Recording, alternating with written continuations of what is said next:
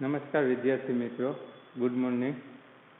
છેલ્લે આપણે 17મા લેક્ચરની અંદર ચર્ચા કરી હતી. આજે આપણે 18મા લેક્ચરની અંદર, જે ફરીથી ધોરણ 12 ગણિત સ્વાધ્યાય 5.6 સ્વાધ્યાય 5.6 ની અંદર જે આપણને 1 થી 10 દાખલા આપ્યા છે, જેના માટે પ્રચલનો લોપ કર્યા વિના ડીવાય બાય ડીએક્સ શોધવાનું હતું. એમાં આપણે છેલ્લે દાખલા નંબર 7, એ 7મા દાખલાની અંદર મેં તમને અહીંયા સુધી ગણતરી કરી અને દાખલો પૂરો કરી દીધો હતો. ત્યાર પછી મેં તમને એવું કીધું હતું કે અહીંયા સુધી દાખલો આપણો સાચો જ છે, પણ તમે સાઇન અને કોસ આ બે જગ્યાએ મેં તમને લખી પણ આપ્યા હતા સૂત્ર બાજુમાં કે સાઇન 2θ એમાંથી અડધા ખૂણામાં જવાનું સૂત્ર 2 sin into cos, અને cos 2θ માંથી અડધા ખૂણામાં જવાનું સૂત્ર cos square theta minus sin square theta, 2 cos square theta minus 1 અને 1 minus 2 sin square theta. Ready? તો આ જે સૂત્ર આ બેમાંથી કોઈ પણ જગ્યાએ મૂકીને સાદુરૂપ આગળ થઈ શકે. એટલે મેં ત્યારે તમને આ જગ્યાએ મૂકી અને પછી એવું કીધું હતું કે તમારી રીતે આગળ ગણતરી કરજો. હા, બીજું કે અહીંયા દાખલો પૂરો જ થઈ ગયો કે હવે સાદુરૂપ ક્યાં સુધી કરવું? જનરલી સાદુરૂપ થાય ત્યાં સુધી કરવાનું હોય, પણ ટેક્સ્ટબુકની અંદર આપણો જે જવાબ આ આપેલો હતો તો એ પ્રમાણે આપણે અહીંયા સુધી પહોંચાડવાની ટ્રાય કરી. જરૂરી નથી જવું જોઈએ, આપણને ક્યાંથી ખબર એક જવાબ આ જ આવે? એટલે થાય ત્યાં સુધી સાદુરૂપ કરવાનું. તો તમે જો કર્યું હોય અથવા અત્યારે જે મેં તમને કરીને અહીંયા બતાવ્યું છે, પણ આ જ રીતે થાય એવું જરૂરી નથી. અત્યારે અહીંયા સાઇનનું અડધા ખૂણાનું સૂત્ર મૂક્યું, અહીંયા કોસનું જવાબ કોસમાં આવે એ અડધા ખૂણાનું સૂત્ર મૂક્યું.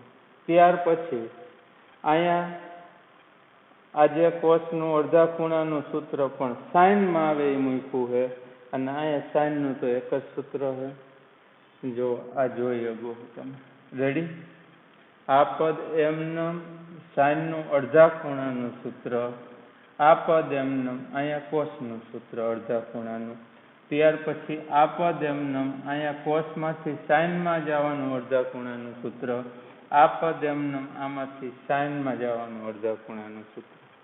હવે આ ગુણાકાર કરી તો 2 sin into cos square, આ તંદુ છો અને અંદર ગુણી તો આ આપણને મળ્યું. એવી જ રીતે આ પદને આપણે અંદર ગુણી પેલા 1 આયરે, ત્યાર પછી આ પદ આયરે, અને આ પદ ત્રણે ગુણાકારમાં તો આ. રેડી? આટલું. હવે આપણે જોઈએ ગઈ કે આ જે પદ રહ્યું એ જ આ પદ. કેમ? તો કે કોસની 2 ઘાત સાઇનની 1. આ 2 વખત છે, એમાંથી 6 વખત બાદ થાય છે, એટલે 4 વખત એ પદ વધે, અને આ છેલ્લું પદ વત્તા 3 sin t એમનેમ ને આગળનું પદ cos સ્ક્વેર વાળું એમનેમ. એ જ રીતે આ sin સ્ક્વેર વાળું પદ એમનેમ, આ એમનેમ sin સ્ક્વેર 3 cos t. આ જે રહ્યું એ આ સરખું છે, આ 2 વખત એમાંથી 6 વખત જાય તો -4 વખત એ પદ આપણને મળે. રેડી? આટલું. ત્યાર પછી હવે જે ઉપરના પદ સરવાળા બાદબાકીમાં છે એમાંથી sin t કોમન નીકળે છે. જો એટલે sin t કોમન કાઢ્યું, આ પદ એમનેમ, એટલે અહીંયા 3 વચ્ચે, અહીંયા -4 cos square t. એ જ રીતે છેદના પદ એમાંથી cos t કોમન કાઢું, આ પદ એમનેમ, એટલે 3 - 4 sin square t. રેડી? આટલું. હવે અહીંયા એક વખત cos ઉડી જાય છે, એક વખત sin, એટલે ઉપર cos વધશે, નીચે sin, અને આ પદ ત્યાર પછી હવે આ cos t વાળા પદને અંદર ગુણી તો 3 cos t અને અહીંયા ગુણશે તો -4 cos cube t. આ sin t ને અંદર ગુણી તો 3 sin t અને -4 sin નો ઘન t. રેડી આટલું? ત્યાર પછી આ ઉપરના પદમાંથી મેં માઇનસ કોમન કાઢી એટલે આ પ્લસ થઈ જાય, આ માઇનસ થઈ જાય. રેડી આટલું? તો હવે આ જે પદ રહ્યું એ આપણે આગળ શીખાય, જે 3 થીટામાંથી થીટામાં જવાના સૂત્ર. સાઇન માટે શું હતું? સાઇન 3 થીટા બરાબર 3 સાઇન થીટા માઇનસ 4 સાઇન નો ઘન થીટા અને cos 3 થીટા બરાબર 4 cos cube theta minus 3 cos theta. Ready આટલું? તો આ cos ના સૂત્ર. તો બે જગ્યાએ આપણે બની ગયેલા હે. તો આ cos 3t આ sin 3t ખૂણો સરખો હે, cos ભાંગ્યા sin એટલે cos. રેડી આટલું? તો આ આવી રીતે સાદુરૂપ થતું હતું. ત્યાર પછી આપણે 8મા દાખલાની ચર્ચા કરી.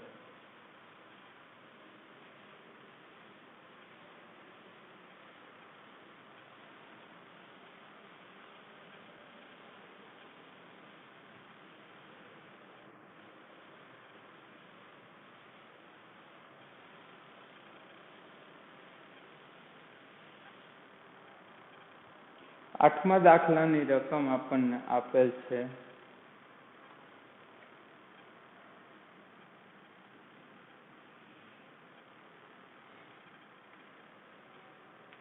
x બરાબર આ a કૌંસમાં cos t વત્તા આ log એનો ખૂણો tan આ t/2. રેડી? અને બીજી રકમ આપી છે y બરાબર a sin t. રેડી? તો આજે દાખલાની અંદર પ્રચલ તરીકે બંનેમાં આપણને t આપેલે. તો સૌ પ્રથમ આપણે આનું t પ્રત્યે વિકલન કરવું પડશે. તો t પ્રત્યે વિકલન કરશે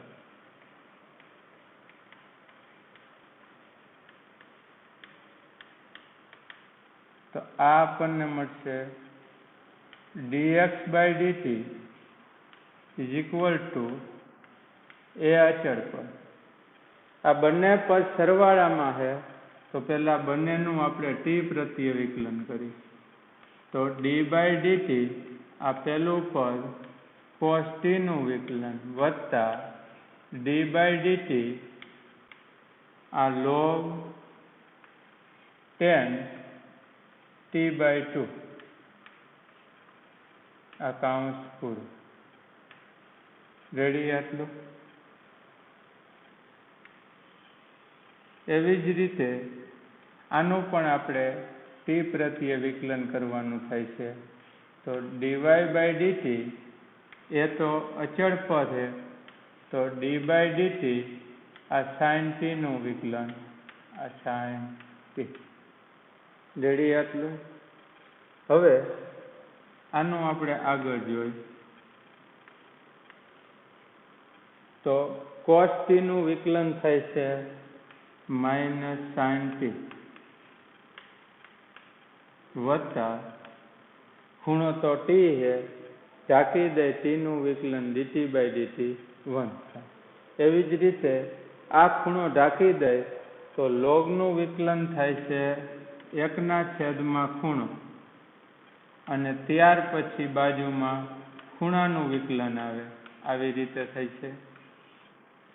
લોગનું સૂત્ર શું છે? ખૂણો ઢાંકી દે લોગનું 1/ખૂણો ત્યાર પછી બાજુમાં ખૂણાનું વિકલન. અત્યારે લોગનો ખૂણો tan t/2 છે, તો 1/tan t/2 અને એ ખૂણાનું વિકલન બાજુમાં tan t/2. રેડી? આટલું આ કાઉન્સ 2. હવે આ -sin t વત્તા આના છેદમાં કાંઈ ન હોય તો 1 કહેવાય. હવે આ તો એકના છેદમાં પદ આપ્યું જ છે. હવે tan આ t/2 આ ખૂણો હે તો tan નું થાય sec નો વર્ગ, એટલે એનું થાય છે sec નો વર્ગ, અને બાજુમાં જે ખૂણો ઢાંક્યો હોય એનું વિકલન એટલે d/dt આનું થાય છે t/2. રેડી? અને છેદમાં જે પદ આપ્યું છે tan t/2 એ એમનો રહેશે. રેડી? આટલું તો આનું આપણે આ પૂરું કરીશું. હવે આ -sin t વત્તા આ જે cos છે એટલે sec એ કોસનું વ્યસ્ત છે, અને આપણે સાઇન કોસમાં પદને ફેરવી તો એકના છેદમાં cos સ્ક્વેર થાય છે આ t/2. રેડી? છેદમાં tan એટલે sin ભાગ્યા cos, sin t/2 ભાગ્યા cos t/2. રેડી? આટલું. અને અહીંયાથી 1/2 અચળ પદ કોમન નીકળે તો બાજુમાં આ શું વધશે? dt/dt. આ વિકલન પૂરું થયું. રેડી? આટલું. હવે આ 1 થઈ જશે. અહીંયા જો છેદમાં cos એકવાર ઉડી જશે, એકવાર વધશે એ છેદમાં આવશે, આ બગડો ત્રણેય ગુણાકારમાં, એટલે આ -sin t વત્તા ઉપર 1 છેદમાં એક બગડો, એકવાર sin અને એકવાર cos, એટલે 2sin t/2 into cos t/2. આમ થાય છે આ કાઉન્સ પૂરું. રેડી? આટલું. હવે આ જે પદ રહ્યું 2sin into cos એ આપણે જોયું હતું સૂત્ર, sin નું અડધા ડબલ ખૂણા ગુણિત ઉપગુણિત માટે, એટલે એની જગ્યાએ આપણે શું લખી શકીએ? આ -sin t છેદમાં કાંઈ ન હોય તો 1 વત્તા આ એકના છેદમાં sin 2θ થઈ જાય, પણ અત્યારે આનો ડબલ ખૂણો એટલે t. રેડી? આટલું. તો આની જગ્યાએ આ ડબલ ખૂણાનું સૂત્ર મૂક્યું. કયું સૂત્ર? sin 2θ is equal to 2 sin θ into cos θ. તો અત્યારે આપણી પાસે આ આપેલું એની જગ્યાએ આ મૂકવું. રેડી? ત્યાર પછી આના માટે આપણે ચોકડી ગુણાકાર કરી તો અહીંયા લખો એ શું મળશે આપણને? તો કે sin અહીંયા ગુણશે, આ એ તો અચળ પદ હે, પેલા આ એકડો અહીંયા ગુણશે એટલે આ એક એમને, અને આ sin ગુણશે એટલે sin સ્ક્વેર t છેદમાં આ sin t. રેડી? આટલું. આ sin અહીંયા ગુણ્યું, એકડો અહીંયા છેદમાં sin t. હવે આ 1 - sin સ્ક્વેર એટલે નિત્યસમ cos સ્ક્વેર થઈ ગયું, તો આ ઉપરનું પદ cos સ્ક્વેર t અને છેદમાં આ sin t. રેડી? તો આ આપણે dx/dt ની કિંમત મેળવી. એવી જ રીતે આનું y પ્રત્યે આપણે વિકલન કરતા હતા, તો આ sin t નું થાય cos t. તો આ પૂરું થઈ ગયું. હવે પ્રચલ વિધેય માટે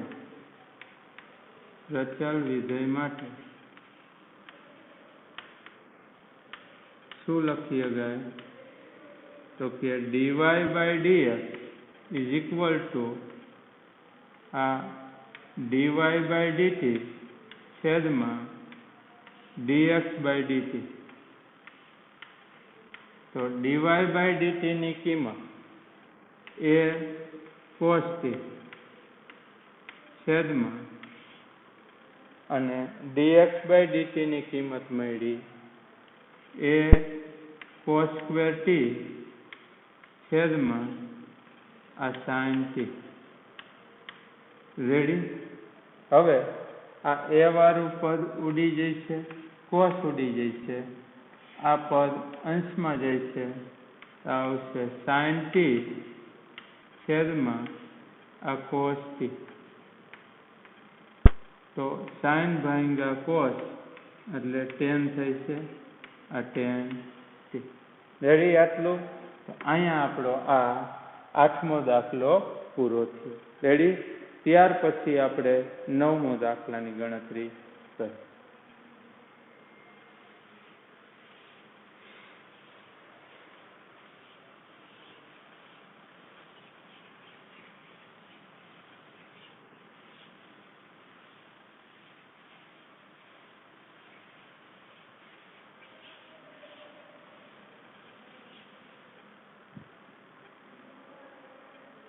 નવમા દાખલાની આપણને રકમ આપેલ છે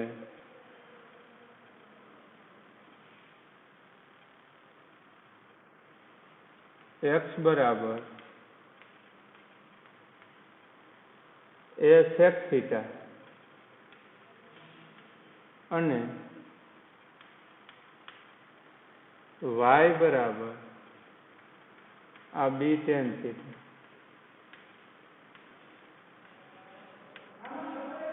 રેડી? એટલું. તો હવે બંને x અને y થીટા પ્રચલમાં હે તો આપણે થીટા પ્રત્યે વિકલન કરીએ. થીટા પ્રત્યે વિકલન કરીએ. રેડી?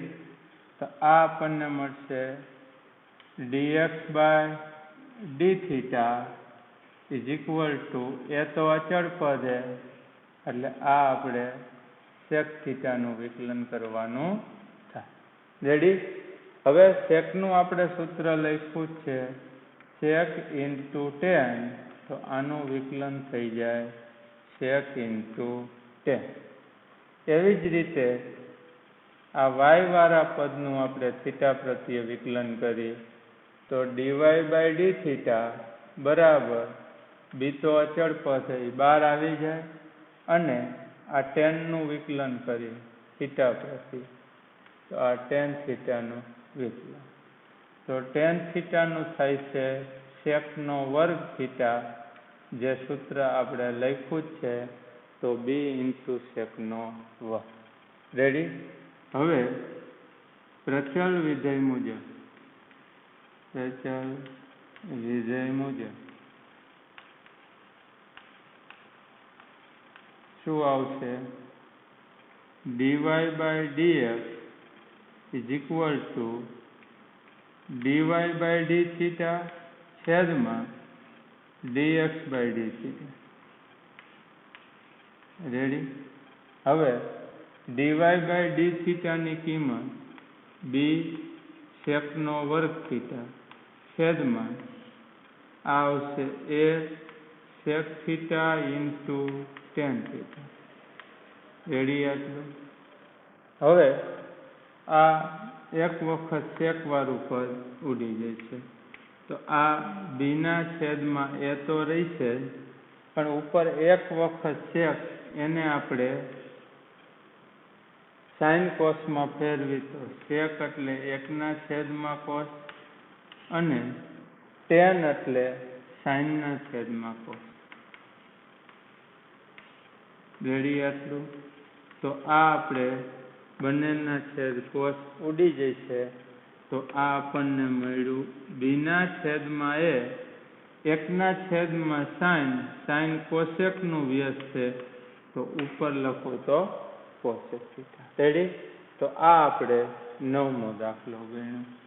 ત્યાર પછી 10મા દાખલાની વાત કરી તો 10મા દાખલાની આપણને રકમ આપી શું રકમ આપી છે?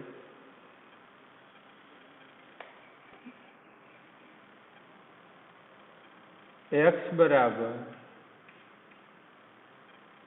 a cos theta plus theta sin theta. x બરાબર a cos theta plus theta sin theta.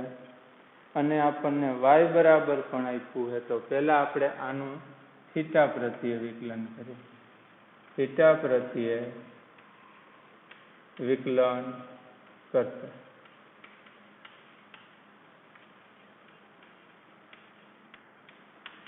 Ready? તો આ શું થાય છે? dx by d theta is equal to એ તો અચળ પદ છે. સૌ પ્રથમ આ બંને પદ સરવાળામાં છે, તો આ પહેલા પદનું થીટા પ્રત્યે વિકલન એટલે કે કોસ થીટાનું વત્તા આ બીજું પદ એનું થીટા પ્રત્યે વિકલન theta into sine theta. Ready? આ કાઉન્સ પૂરું. રેડી? આટલું. હવે આ એ કોસ થીટાનું વિકલન કરી તો માઇનસ સાઇન થીટા થાય છે, વત્તા અહીંયા થીટા અને સાઇન થીટા બે પદ ગુણાકારમાં છે, બંને ચલ છે, એટલે ગુણાકારનો કાર્ય નિયમ લગાડું. પહેલું પદ એમનેમ આ બીજા પદનું વિકલન વત્તા આ બીજું પદ સાઇન થીટા અને આ પહેલું પદ થીટાનું વિકલન. રેડી? આટલું. કાઉન્સ પૂરું. તો આ આપણને મળશે માઇનસ સાઇન થીટા વત્તા થીટા, સાઇન થીટાનું થાય કોસ થીટા વત્તા sine theta D theta by D થીટાનું 1. રેડી? આટલું. તો હવે આ પ્લસ સાઇન થીટા આ માઇનસ સાઇન થીટા એટલે આ સરવાળા બાદબાકીમાં કેન્સલ. તો આ આપણને મળશે A theta cos theta. Ready? આટલું. તો આ dx બાય ડી થીટા મળ્યું. આ જ રીતે હવે y માટે ગણતરી કરી તો y બરાબર આપણને આપ્યું રકમમાં y બરાબર A sine theta minus theta cos theta. y બરાબર A sine theta minus theta cos theta. Ready? આટલું. હવે ફરીથી આનું આપણે થીટા પ્રત્યે વિકલન કરી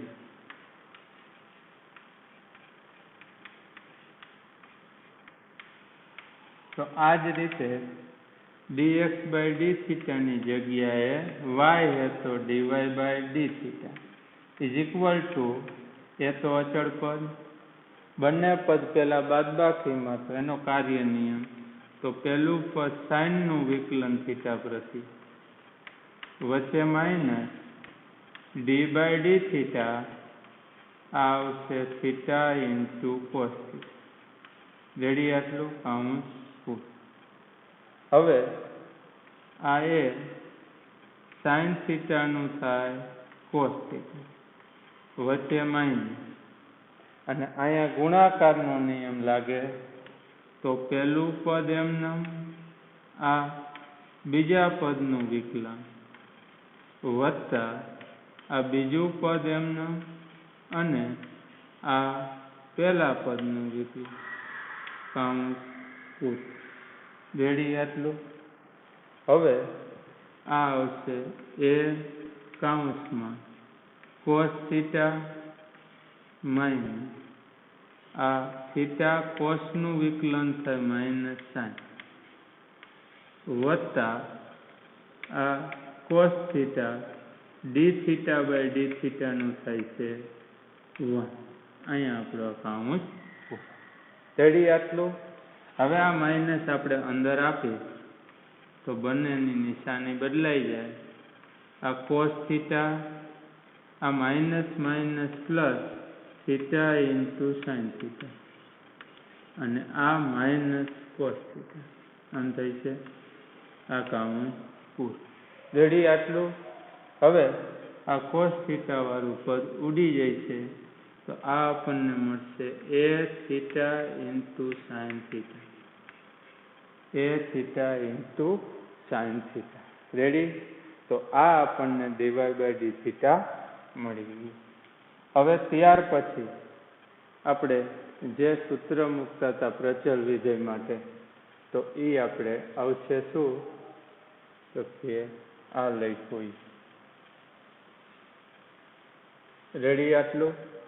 તો આ ડીવાય બાય ડીએક્સ બરાબર બેનું થીટા પ્રત્યે વિકલન. આની કિંમત એ થીટા સાઇન થીટા છેદમાં, અને આની કિંમત એ theta cos theta. A theta cos theta. Ready? આટલું. હવે આ બંને તો સરખા, સાઇન ભાંગા કોસ, એટલે આ આપણને મળ્યું ટેન થીટા. અહીંયા આપણો આ દાખલો 10મો પૂરો. તો આપણને આ 10 સુધીના દાખલા જે પ્રચલમાં આપ્યા હતા પણ લોપ કર્યા વિના ગણતરી કરવાની કીધી હતી. હવે આ સ્વાધ્યાયની અંદર છેલ્લો દાખલો એક 11મો આપ્યો છે, જેની રકમ આપી છે એ લખો. દાખલા નંબર 11.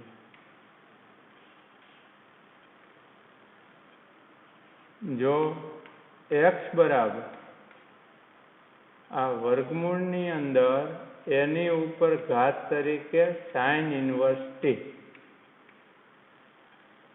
y બરાબર વર્ગમૂળની અંદર એની ઉપર ઘાત તરીકે કોસ ઇન્વર્સ t હોય તો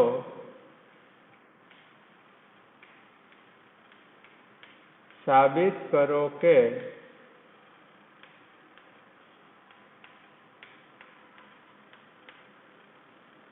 dy by dx is equal to minus y ના છેદમાં x. રેડી? આટલું.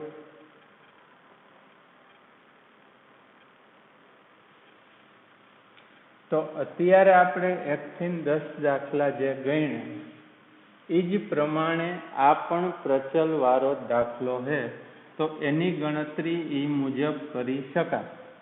પરંતુ અત્યારે 1 થી 10ની અંદર ફરજિયાત આપણને પ્રચલનો લોપ કર્યા વિના જ કીધું હતું, એટલે એ જ પ્રમાણે 10 દાખલા ગણવા પડે. પણ આ 11મા દાખલાની અંદર એવું નથી કીધું કે પ્રચલનો લોપ ન કરતા. થતો હોય તો કરી હવે. તો અત્યારે આ રકમ આપીને સાબિત કરવાનું, એટલે કે ડીવાય બાય ડીએક્સ જ તમારે મેળવવાનું. બીજું કે તમે જોઈ શકો આ સાબિત કરવાનું, એમાં તો y ને x છે, એનો મતલબ કે પ્રચલ એકે રહેતો નથી. તો આમાં પહેલા પ્રચલનો લોપ કરી અને પછી ગણતરી કરી. તો જો અહીંયા સૌથી પહેલા આ જે રકમ આપી એમાં હું x અને y નો ગુણાકાર કરું, x ઇન્ટુ y. તો તમે જોઈ શકો કે જે બંને પદ રહ્યા બંને વર્ગમૂળની અંદર હોવાથી તો આ ડાયરેક્ટ વર્ગમૂળની અંદર બેનો આપણે ગુણાકાર લખી શકીએ. તો એની ઉપર સાઇન ઇન્વર્સ વાળું પદ અને આ કોસ ઇન્વર્સ વાળું પદ ડાયરેક્ટ અંદર જ ગુણાકાર કરી નાખો. ત્યાર પછી આપણે શીખાય જે આ લખી કે x ની 3 ઘાત ઇન્ટુ x ની 2 ઘાત આવે તો આપણે 5 ઘાત કરી. પણ આ શું નિયમ છે કે આધાર સરખો હોય અને જો બંને પદ ગુણાકારમાં હોય તો ઘાતનો શું થાય? સરવાળો થાય. એ જ રીતે અત્યારે આ બંને પદ ગુણાકારમાં છે, આધાર સરખો હોય તો ઘાતનો સરવાળો થાય. તો આ આવશે એની ઉપર સાઇન ઇન્વર્સ ટી વત્તા કોસ ઇન્વર્સ ટી. રેડી? આટલું. હવે આપણે જે બીજું ચેપ્ટર ત્રિકોણમિતીય પ્રતિવિધેયો, જેની અંદર આપણે શીખાય કે સાઇન ઇન્વર્સ એક્સ વત્તા કોસ ઇન્વર્સ એક્સ જો કોઈ શીખા હોય અથવા ન શીખા હોય તો આ એક કોટી પ્રમેય છે કે સાઇન ઇનવર્સ વત્તા કોસ ઇનવર્સ, જો એના ખૂણા સરખા હોય તો એની કિંમત π/2 થાય. આ એક કોટી પ્રમેય કહેવામાં આવે છે. કોટી પ્રમેય 3 છે, એમાંનું આ એક છે. એટલા માટે આપણે અહીંયા આ લખી આપશું એની ઉપર π/2.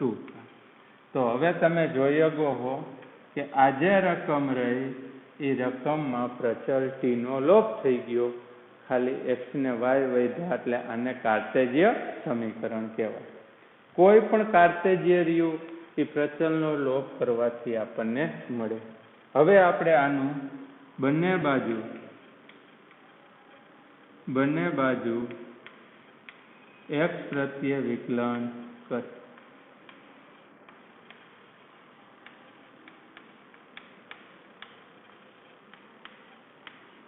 રેડી? આટલું તો આ આવશે આપણને d/dx, આ x ને y ગુણાકારમાં ઇઝ ઇક્વલ ટુ d/dx, આ વર્ગમૂળ વાળું પદ એની ઉપર ઘાત તરીકે π/2.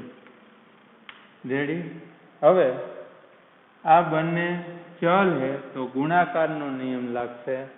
પહેલું પદ એમનેમ, આ બીજા પદનું વિકલન વત્તા આ બીજું પદ y એમનેમ, પહેલું પદ x નું વિકલન ઇઝ ઇક્વલ ટુ આ સામેની સાઈડ, આ પદની અંદર ક્યાંય ચલ નથી, દરેક પદ અચળ છે, માટે એનું વિકલન શું થાય? 0. રેડી? હવે આ x dy/dx વત્તા y dx/dx ની કિંમત 1 અને આ 0. રેડી? આમાં ઘણા બધા ભૂલ કરે છે, વર્ગમૂળ છે તો વનાપઘાત, પણ ચલ ન હોય એ બધા અચળ કહેવાય. હવે dy/dx મેળવવા માટે y ને આ બાજુ લઈ જાય તો આ આપણને મળશે x dy/dx is equal two -y. Ready? આટલું. અને x ને છેદમાં જવા દઈએ તો dy/dx is equal two -y/x. આ આપણે જે સાબિત કરવાનું હતું એ આપણે પૂરું કર્યું. અહીંયા આપણું આ સ્વાધ્યાય 5.6 પૂરું થયું અને એની સાથે આ પ્રચલવાળા દાખલા પણ આપણે પૂરા કર્યા. હવે આના પછીના જે લેક્ચરની અંદર આપણે ફરીથી નવો એક ટોપિકની શરૂઆત કરશું. રેડી? તો અહીંયા સુધી વ્યવસ્થિત તમે તૈયાર કરી.